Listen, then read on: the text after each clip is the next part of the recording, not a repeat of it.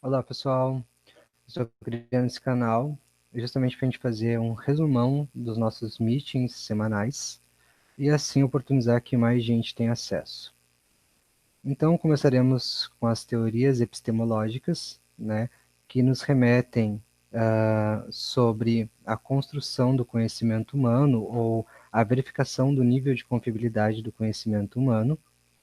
E, a partir disso, a gente vai ver também algumas metodologias de ensino e aprendizagem que estão direta ou indiretamente embasada de acordo com essas teorias epistemológicas. Ok? Vou colocar aqui para apresentar minha tela.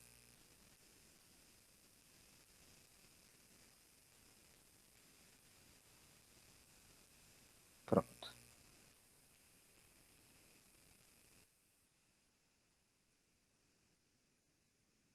Vamos lá. A epistemologia, pessoal, é um ramo da filosofia que se preocupa em verificar o nível de confiabilidade do conhecimento humano, certo? Então, de onde vêm as ideias e o que é o conhecimento humano e assim por diante. Aqui nós temos uma frase do icônico Nikola Tesla, né, que nos diz o seguinte: meu cérebro é apenas um receptor. No universo existe um núcleo a partir do qual obtemos conhecimento, força e inspiração.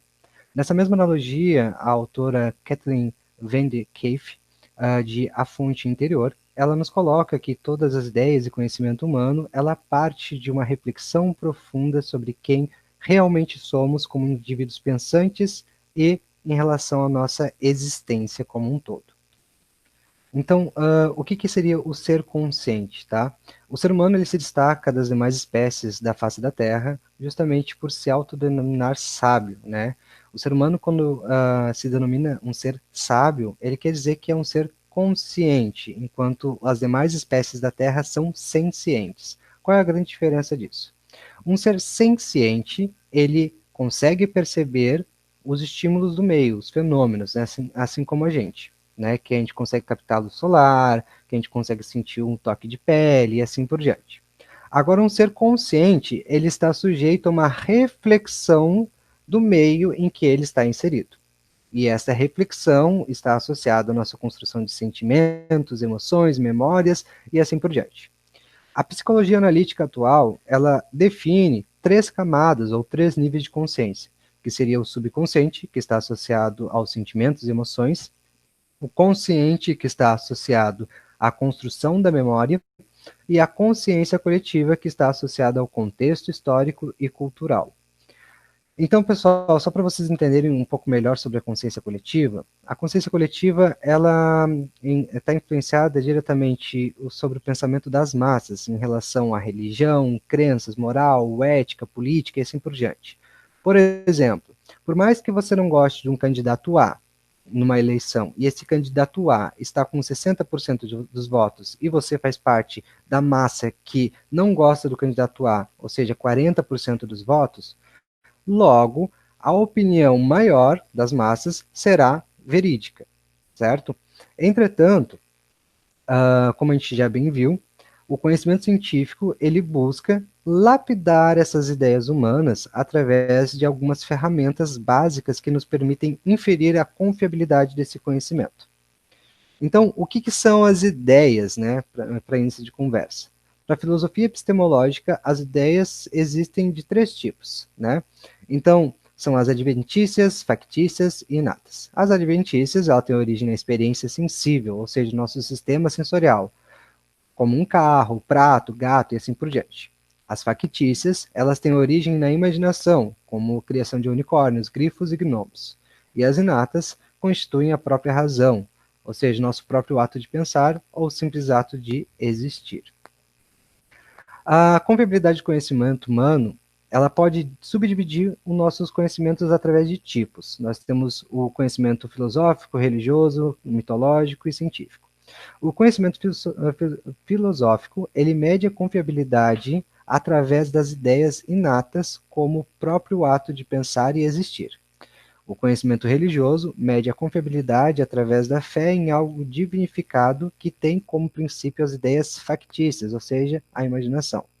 O conhecimento mitológico mede a confiabilidade através da associação das ideias factícias e adventícias. Um grande exemplo que a gente tem é a mitologia grega, onde ela estabelece um panteão de deuses em que estão associados aos fenômenos da natureza, como raio, trovão, ventos, marés e assim por diante. E o conhecimento científico, ele mede a confiabilidade através da experimentação e previsão das distorções em relação às ideias factícias, adventícias e inatas. Ou seja, o conhecimento científico, ele pressupõe que é possível polir o conhecimento humano, polir as ideias humanas através de experimentos que nos dizem se ele é real ou não, ou se faz parte do nosso contexto realístico ou não. Então, a filosofia é quem deu origem para a ciência, né?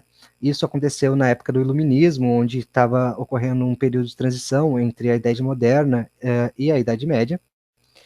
No Iluminismo, dois grupos de cientistas, não, né, de filósofos, lideraram os debates em relação à medição da confiabilidade do conhecimento humano. De um lado, nós tínhamos os empiristas, que acreditavam na experiência, e de outro, nós tínhamos os racionalistas, que acreditavam que tudo era uma questão de dúvida, né? Que tudo é possível de ser duvidado, né? Nenhuma verdade é permanente. Então, o empirismo ele foi liderado por Francis Bacon.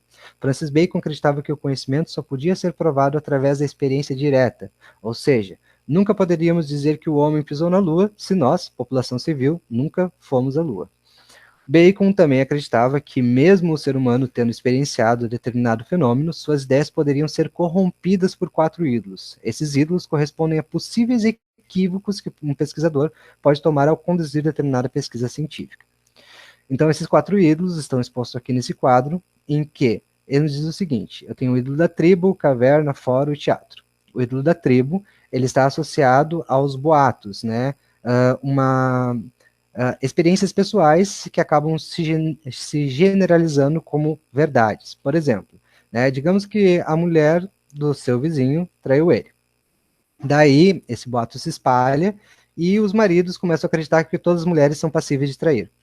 Né? Então, isso é um exemplo típico do que o ídolo da tribo pode causar.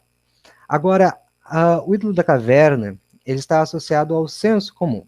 Por exemplo, se eu penso que uma pessoa ela é inadequada para o meu círculo social, eu, mesmo sem conhecer essa pessoa, eu vou ter uma série de ferramentas pré-concebidas para falar sobre ela.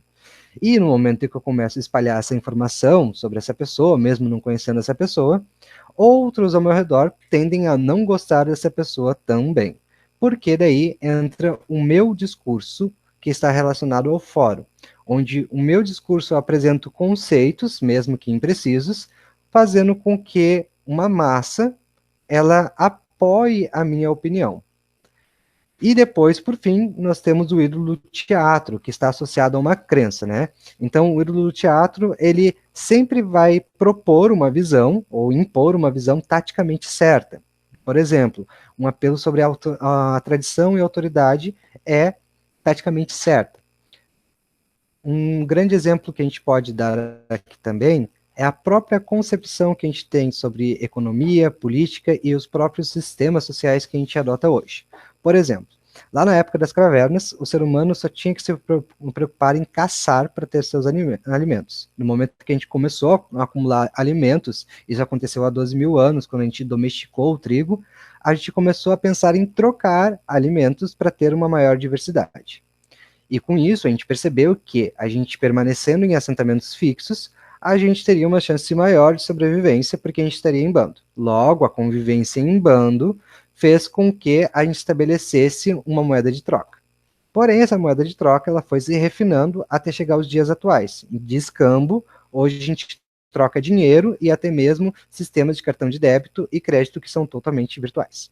Ok? Então, o nosso mundo ele é construído a partir de ideias e necessidades básicas. E a partir disso, o ídolo do teatro, né, que é o ídolo que está associado à crença, ele pode se associar a isso. Por exemplo, uma grande necessidade que o ser humano tem é de entender a origem e o fim da sua própria existência. E por que a gente pensa dessa maneira? Por que a gente age dessa maneira? E às vezes o conhecimento religioso e o filosófico apresentam argumentos mais refinados e claros do que o conhecimento científico para explicar tais ações, e as pessoas acabam direcionando o seu olhar para esse tipo de conhecimento e refutando o polimento das ideias, que seria o conhecimento científico. O racionalismo teve início com Platão, na Grécia Antiga. Tá? Platão acreditava que nossa alma é imortal e que o ser humano é capaz de habitar duas dimensões de existência, o mundo sensível e o mundo inteligível. O mundo inteligível é o mundo das ideias, onde habitamos enquanto não encarnados, enquanto o mundo sensível é o mundo em que sentimos e percebemos as ideias, onde habitamos enquanto encarnados. A teoria da reminiscência de Platão nos diz que saber é recordar, pois, ao passarmos do mundo inteligível para o mundo sensível, recordamos da nossa existência imaterial. Ou seja, Platão acreditava que todas as ideias já existem, e quando a gente encarna, né, ou seja, quando a gente está materializado aqui, né, a gente só recorda tudo que a gente já vivenciou do outro lado. Agora, René Descartes refinou a ideia de Platão e criou o racionalismo dogmático. O racionalismo de René Descartes, ele parte da ideia da dúvida hiperbólica, que duvida de tudo, né? René Descartes duvidava até mesmo se 2 mais 2 é sempre igual a 4. Então, com isso, René Descartes, ele ergueu as bases para um algoritmo de verificação de confiabilidade do conhecimento humano, que seria o método científico, que consiste em observar, problematizar, formular hipóteses, submeter as hipóteses a testes capazes de refutá-la e ou comprová-la, e depois analisar os resultados para a construção de um modelo, teoria ou lei. Aqui a gente tem um termômetro da confiabilidade do conhecimento humano, onde a gente mede pelo menor, baixo, intermediário, alto e maior em relação à confiabilidade, e aqui a gente tem algumas categorias do conhecimento científico. Por exemplo, a hipótese, ela ocupa o menor grau de confiabilidade e ela é o nível mais baixo do saber científico. O nível baixo, né, é o achado ou a descoberta científica, que tem a vantagem sobre as hipóteses por serem resultados efetivamente constatados via observação ou experimentação em laboratório. É quando um cientista está ali observando alguma coisa e, mesmo não sendo o objeto de estudo dele, ele acaba encontrando sem querer. Então, isso é um achado científico. Agora, no nível intermediário, nós temos os modelos científicos. Os modelos científicos, eles apresentam uma superioridade em relação aos achados por apresentarem uma estrutura lógica resultado da experimentação, permitindo previsões cuja confiabilidade pode ser aferida. Ou seja, eu posso somar 1 mais 1, que vai dar igual a 2. E eu posso pegar e experimentar isso em laboratório com circuitos elétricos, que isso vai corresponder também igual a 2.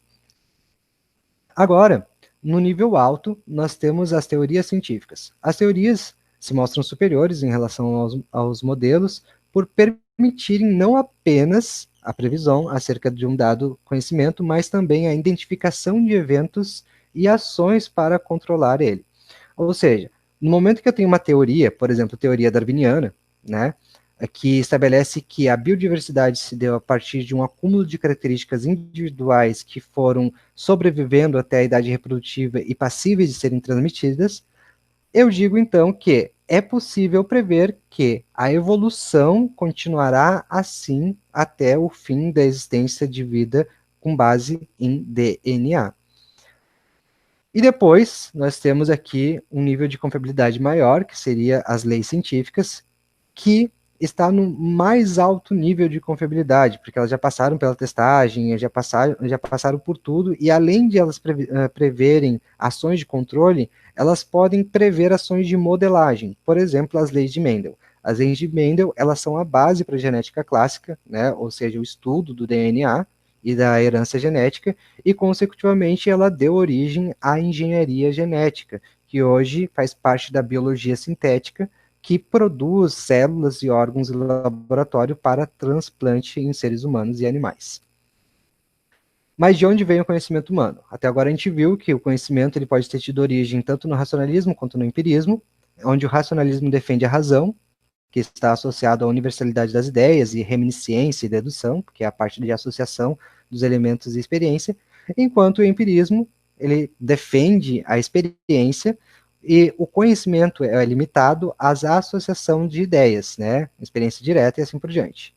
Tanto a razão quanto a experiência estão associados à mente, enquanto para o racionalismo a mente possui ideias natas, para o empirismo a mente seria uma tábua rasa, que ela está sujeita a construções de acordo com a experimentação com o meio ou os fenômenos em que está inserido. Daí nós temos a teoria do sujeito imperativo categórico de Immanuel Kant, que soma as ideias do empirismo e racionalismo. O fato é que, na época do Renascimento, o empirismo e o racionalismo eram correntes ideológicas conflitantes. Eles não concordavam um com o outro sobre a origem do conhecimento.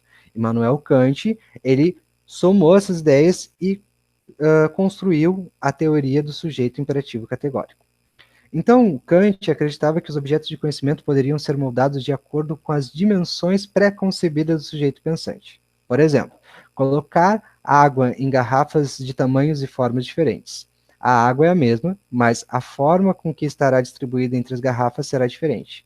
O que isso significa? Significa que o sujeito imperativo categórico ele está inserido num meio em que é cheio de fenômenos em que ele absorve.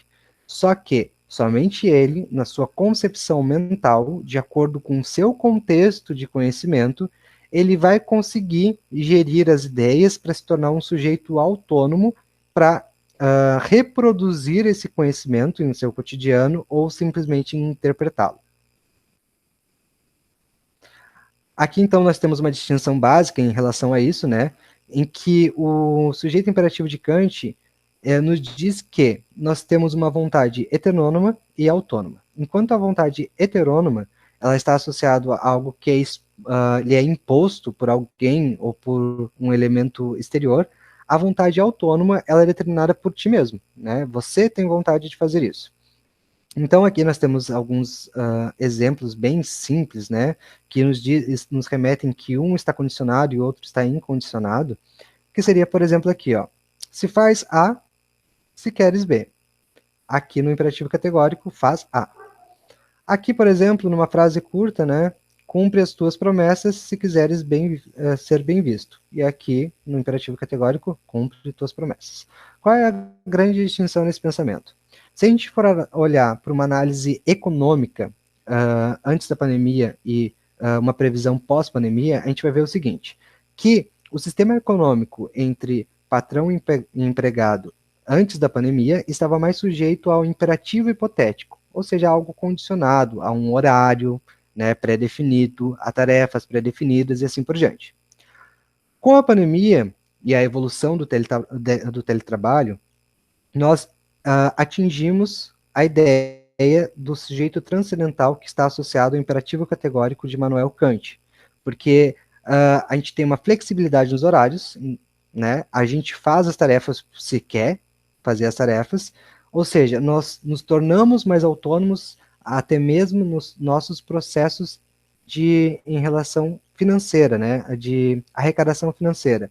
Muitas pessoas, agora com a pandemia, estão se reinventando e está criando, através da sua própria imaginação, produtos ou formas de arte para a sua subsistência, uma vez que o setor econômico está em grande crise.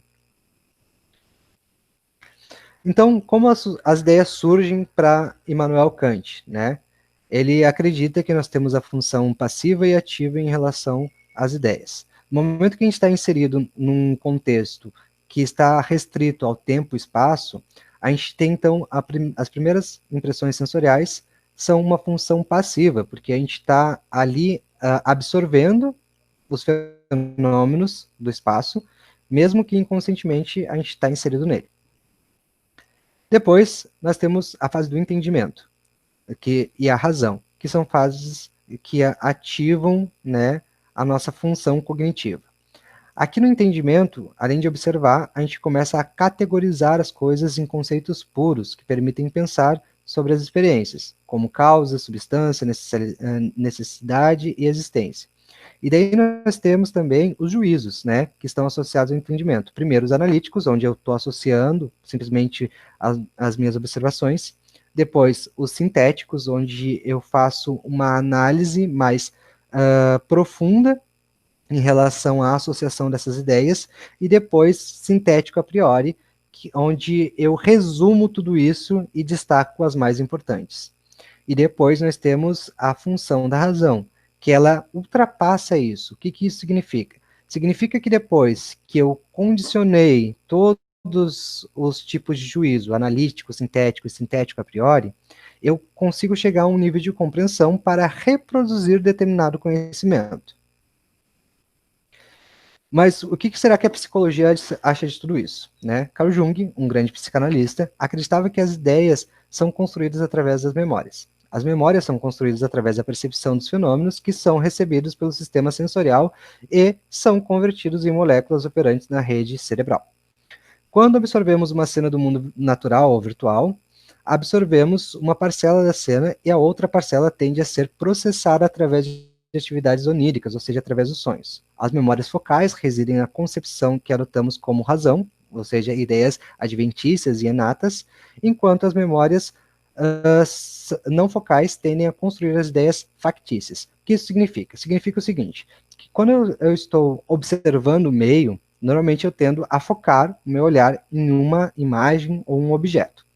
Entretanto, os demais elementos do cenário, eles estão ali presentes mesmo que eu não esteja focado nisso. Quando a gente dorme, o nosso cérebro relaxa e, consecutivamente, remonta essas ideias, né, tanto as focais quanto não focais, e cria o nosso espaço de imaginação, onde a gente, então, tem origem as ideias factícias. Então, qual a contribuição das ideias para a construção da pirâmide do conhecimento? Todas elas têm uma contribuição bem explícita. Por exemplo, as ideias adventícias, elas constroem a memória, logo, é o nosso ponto de partida para a tomada de decisões no dia a dia.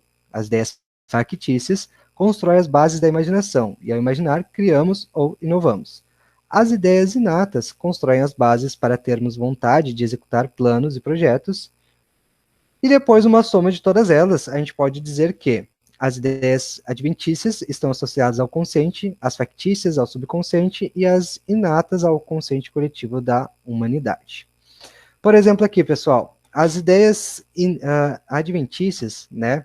Quando a gente está construindo a memória, e eu sei que de manhã o sol aparece e de noite o sol se esconde, eu posso, por exemplo, né, através da minha experiência direta, observar qual o melhor período para sair agasalhado ou não, né? Então são experiências básicas que eu posso associar às ideias adventícias. Depois, as ideias factícias. Por exemplo, há um tempo atrás, olhar em filmes ou desenhos animados sobre movimentação de objetos, né, para arrumar a casa e assim por diante, era tudo fruto da imaginação associada à magia, bruxaria e assim por diante. Entretanto, com a automação das máquinas, a ciência daqui a alguns poucos anos vai poder então fazer com que essas fantasias humanas se tornem reais. Ou seja, vassouras, pazinhas, pia, podem automatizar o seu processo de limpar a casa, por exemplo, né, como se fosse um passe de mágica. E depois nós temos as ideias inatas, que construem a nossa vontade de planejar, de ter projetos e assim por diante. Porque se a gente não tiver nenhuma base sobre o nosso ato de pensar, o nosso próprio ato de existir, nada disso faz sentido. Então, é por isso que elas são tão importantes serem debatidas. Então, por fim, como a gente pode aplicar tudo isso na docência, né? Aqui vocês podem ver nessa figura que o sujeito, quando está inserido ao meio físico, natural, né? O físico está associado ao meio natural ou ao meio mental e até mesmo o virtual. Ele está, então, operando com 3 elementos básicos, que é a cognição, a associação das ideias, o afetivo, que é a sensibilização das virtudes em relação a essas ideias e atos, e depois psicomotor, onde eu penso para agir, né, para executar determinadas ações. Aqui a gente tem uma metodologia bem interessante, que é a taxonomia de Bloom. A taxonomia de Bloom, ela foi criada por uma equipe multidisciplinar, que ela visa, então, otimizar os processos de ensino e aprendizagem. Aqui a primeira base nós temos o lembrar, né? Se vocês associarem ao que a gente viu agora há pouco, vocês vão associar o lembrar à teoria da reminiscência, onde lembrar é saber, né? Recordar é saber, que se parte como base do racionalismo de Platão. E aqui, para a taxonomia de Bloom, ela significa colocar elementos junto com o objetivo de criar uma nova visão, né? Então, eu quero que o meu aluno crie uma nova visão sobre determinado tema. Aqui, em compreender, né, nós temos aqui relacionado a realizar julgamentos baseados em critérios. Se a gente observar, voltar um pouquinho ali nos slides, observar a ideia do sujeito imperativo categórico de Immanuel Kant, a gente vai ver que ali ele já prevê uma análise ou critérios de julgamento, né, para associar aquilo que a gente observa e ter as nossas concepções daquilo que é real e que não é real. Depois nós temos a questão da aplicabilidade, ou o aplicar, que está relacionado a dividir a informação em partes relevantes e irrelevantes. Aqui, de novo, a gente remonta a Immanuel Kant, né, em relação à associação das ideias, à categorização das ideias de acordo com o juízo, e também a gente pode remontar as ideias também de Francis Bacon, onde a gente pode analisar os ídolos de Bacon e associar se este conhecimento ele não está sofrendo interferências pela nossa presunção ou se está seguindo uma linha mais universal de esclarecimento. E depois, por fim, nós temos aqui nós temos analisar, que está relacionado a executar ou usar um procedimento numa situação específica, ou seja, está relacionado ao ato da experiência. De novo, a gente remonta o empirismo de Francis Bacon, ou até mesmo a gente pode colocar a experiência aí do próprio método científico, para verificar se esse conhecimento ele é real ou não. Depois nós temos aqui a avaliar, que está relacionado a estabelecer uma conexão entre o novo e o conhecimento previamente adquirido. Então, aqui no avaliar, você vai perceber, né, como o seu aluno ele evoluiu desde aquela ideia pré-concebida que ele tinha sobre determinado objeto do conhecimento.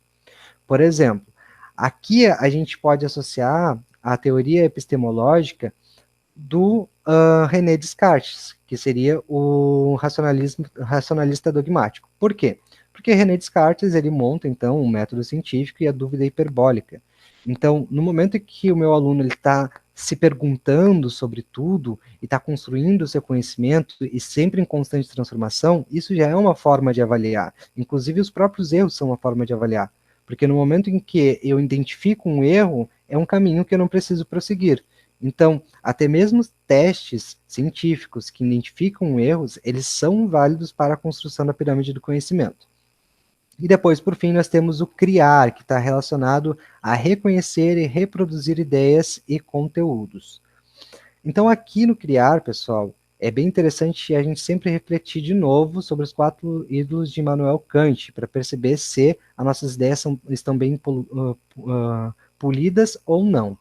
E se vocês analisarem atentamente a essa pirâmide da taxonomia de Bloom, vocês vão perceber que ela, na verdade, é um resumão sobre a teoria do sujeito pensante de Immanuel Kant, né, do imperativo categórico de Immanuel Kant. Por quê? Porque Immanuel Kant ele conseguiu unir o empirismo e o racionalismo.